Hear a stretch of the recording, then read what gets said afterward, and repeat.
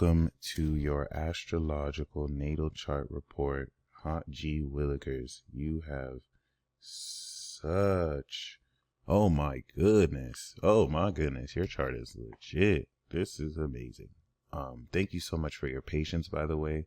What honestly caught my attention was this stellium, this vessel, just golden royal soul you have here. Oh my goodness. Alien constructs are enough to get me so excited, very fascinated. Okay, so I want to honor that you have an aspect that is highly coveted and extremely intense, something that being born 56 is taking your whole life to fully master and sets you apart from most others. Okay, so you are a vessel alien and you have Jupiter in the second house. This article I'm referencing will soon add Jupiter to the list. So you're a vessel of Jupiter and Pluto, but they just have Pluto here. This makes you able to sense negativity, discover other secrets, amongst other things, which you'll see in this article. And it also really does speak to an eternal nature of your soul. So there are supernatural qualities to your soul that you occur. Two deities are on your moon. So I'm going to share you this article called Deity Soul. In that, you do have the soul of a deity, at least in the essence sense. User has supernatural abilities on a godlike level. Some users of this ability of power might be in a dormant state due to being suppressed by a higher being or having to be awakened by a higher event. So I'm going to share this link here too, just to give you some insight. This has long since been awakened since you were born. And, Pluto going into Aquarius will fully awaken and complete this. So Jupiter in the second house is important because people with Jupiter in the second house get money. It's really good for abundance. As a Cancer rising, as a high priestess, which I'm also going to include the Uranian instrument alien, it's not near the first house, but it's in the first house. So you can talk to anyone of any station or status. You can march to any beat of your own drum. You can channel high frequency beings and express literal genius. Okay.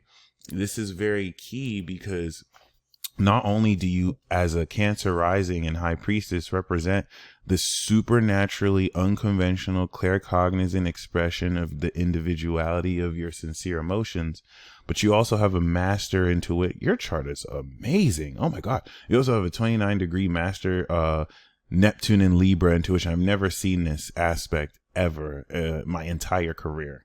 Most people's charts who I read are generally gauged from the 60s to 90s.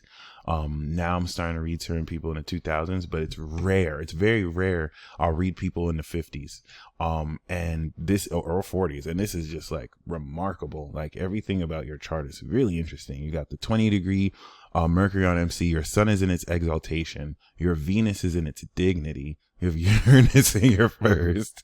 Oh my God, this is insane. This is insane. You have Jupiter and Pluto on your moon. So you're a royal soul queen, solar soul queen. You got a master 29 degrees Libra and Neptune. And then you have Saturn karma on your destiny, ascended in Sagittarius. And your Mars is in exaltation. It's like the most powerful Mars you can have. And then your Chiron is cosmically in Aquarius opposite this. So, I mean, wow, that's such a rare configuration of planets, especially at your age where you're able to now see the advent and fall of so many generations and time periods that give you more knowledge of what's happening than most anybody. Okay, because you got to see how a lot of, this stuff was outside of just this country too, before things hit the fan, before integrity got lost. Like there's a lot of people who were born here who were brainwashed before they can see what it really was, myself included. So, I really do honor people like you who kind of carry that more, authentic edge. Not to say that there weren't, sins or stuff in the past, but it's important to have that fresh perspective. Regardless though, I really want to focus on your soul because it's one of the most golden and strongest souls I've ever seen. It's very rare to see Pluto and Jupiter on the soul. It's not too uncommon, but to see Pluto and Jupiter at the end of a sign on the moon, oh my God. Oh my God. Oh my God. Oh my God. So not only do you have Jupiter in the second house, which literally increases and expands your capacity to manifest at will. Okay. I have a version of this and it's helped me manifest very abundantly too. Basically, as a high priestess, as a cardinal bishop of sincerity, as a Cancer rising, you manifest royal value. You manifest golden courage. Okay. The creativity and boldness and confidence that represents your self-esteem, albeit Pluto, which extremely can have this be extremely confident or extremely passionately unconfident if you knock yourself off balance, or if you get knocked off balance, really does speak to an extremely royal sense of soul confidence. You manifest this aspect of your golden soul. Jupiter is king of the gods and Pluto is lord of the underworld. Okay, so like between these two facets of extreme wisdom and just expanding philosophy, you have a very healthy and powerful sense, strong sense of your own value. Chiron in the 8th is now healing how vulnerably you can trust others with the knowledge you gain so that you hold space and draw boundaries to protect your value. This is where you might have had to deal with wounds, with hyper advanced forms of manipulation against you from other people, trying to make you feel like a narcissist for feeling into how much you're worth. Because that's the negative part of Leo, especially when we come into how it relates with other people. People are helplessly jealous of Leo. So like if people are insecure, your confidence is just going to feel like narcissism to them. And you're not even being like overly confident. It's just the light you have will be very difficult for people stuck in the dark to accept. But all you need to do is hair flip them, because you're the one. You're the Aries sun, exalted in the 10th. You really take no crap from anybody. And anyone who knows you knows this. So this is really key, because not only are you a vessel of this abundance of the quality of how creatively you can manifest your will on stage, whether through multimedia or just expressive creative insights, Pluto speaks to this extreme transformation of how you can manifest and this transformation of value. And you're a vessel of all of that. Okay. You can sense negativity based on how authentic and enthusiastic or non-enthusiastic people are about what you do. And you see it too with the Aries sign. You see it in their character. So as the high priestess, right? As the Cancer rising, you have the vibration of the golden warrior, the golden original. Okay, the golden one, because Aries is the one. And this is where, with Neptune 29 degrees, Jesus Christ, every 29 degree Neptune, like people who are born 97, 98 have 29 degree Neptune in Capricorn. So they have the most powerful intuition. 29 degree Libra Neptune is also one of the most powerful intuitions, second to Capricorn. But even the Capricorn will look up to Libra, because while it might not be as powerful, it's so much more socially nuanced.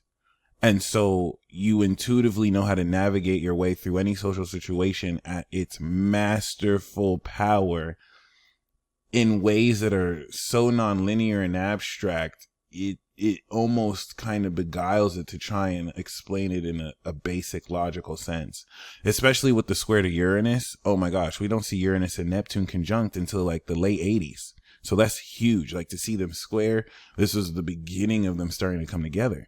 And Uranus catching up. So like the nature of your own expressive genius that highlights claircognizant aspects of your own emotions that Mercury connects to so you can communicate very supernaturally, clashes with the social sense of your intuition that will now give you intuitive insights gleaned from social actions with others in your private space. Because Libra in the 4th means that socialization is more of a private affair, where being in public is something more individual you do.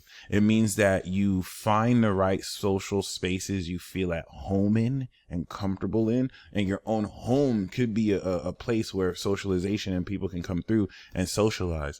And that's left purposely vague because it could literally be whatever. But Neptune is going to glean a lot of these intuitive insights without any linear processing protocol. It's going to be like a psychic intuition. But in an air sign, really aligns this more logically, despite its nonlinear, quality, enabling you to kind of mix intellect and psychic phenomena, because this is going to really powerfully aid in how you can discern the nature of someone's character socially. It's just with Neptune, you'll get intuitive, unseen insights based on what they did that don't have to always be linear. This is where opposite your sun in Aries, you're going to see their character, and Neptune will glean the social meaning of that. And then sextile Leo has you feel into so creatively how to intuitively express socially a more psychically logical nature of this.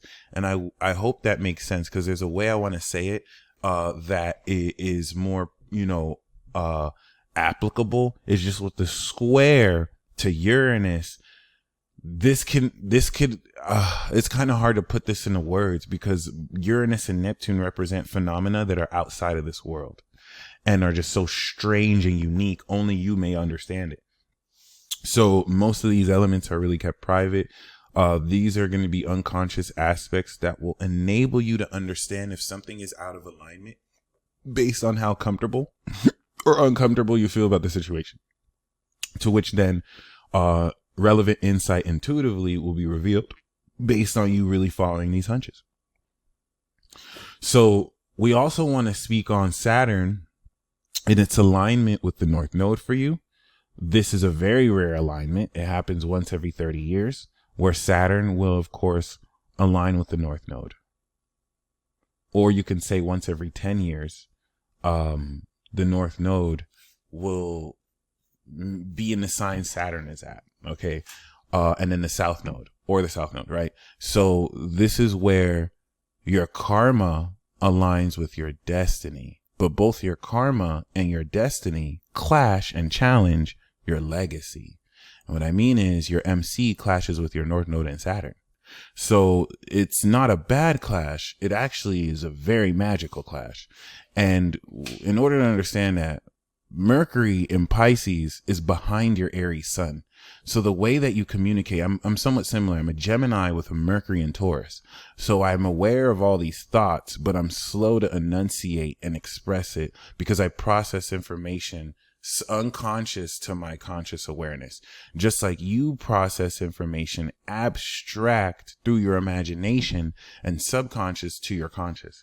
You're able to read between the lines with this. This is actually a legendary facet of brain processing, even made more legendary in Pisces. So you're able to do uncanny things, trying Uranus, like communicate with literal ghosts, communicate with the spirit essence of living beings and different facets of people while they're still consciously talking to you. Like you can have a conversation with someone's subconscious while consciously they're talking to you about the weather, and you start to hear thoughts about them, but actually be able to discern the higher psychological aspects of these dynamics or dynamics of these aspects. And this is where Mercury, now 9th house to your rising, and Uranus gives you that foresight in the 9th house to process the vibe, unseen dynamics of people's emotions, and also metaphysical dynamics that other people don't see, but you'll sense, even if you don't see physically. All right. With Saturn trining your sun, anchoring this sense of your vision aligned with your behavior, it strengthens how powerfully you can take the grounded seriousness of the perspective Saturn and Sag highlights for you before it came back around in the 80s, primarily 86 and 87, and then again 2019, okay, 2017, 2019. So the nature of your brain's ability to process on your MC links your brain processing with your legacy. Your legacy is to change the world, and how you teach metaphysics and how you teach divinity. Even if you were an atheist and you didn't believe in the divine, the way you would teach people would stimulate their imagination. So a lot of your legacy is going to be tied towards this creative, nonlinear nature of how you induce imagination and communication to really inspire people. Now, that's going to clash with your karma of aligning behavioral routines that enable you to live a free life. Your destiny is to take the enlightened nature of your spirituality, and as a Cancer rising, your communication with angels, and work with these angels to really create a lifestyle of freedom that is disciplined with Saturn. And you have to make sure that the disciplined nature of this adventurous lifestyle balances with your legacy of forming this philosophy and being this teacher. Okay. Other than that, I hope you enjoyed this natal chart report. You stay blessed as always. With Mars exalted in the 7th, you take powerful and incredible controlled action, and it connects with Venus, a loyal heart that has you manifest grounded friendships with loyal people you can trust. Okay. I hope you enjoyed this report. You stay blessed as always. Peace.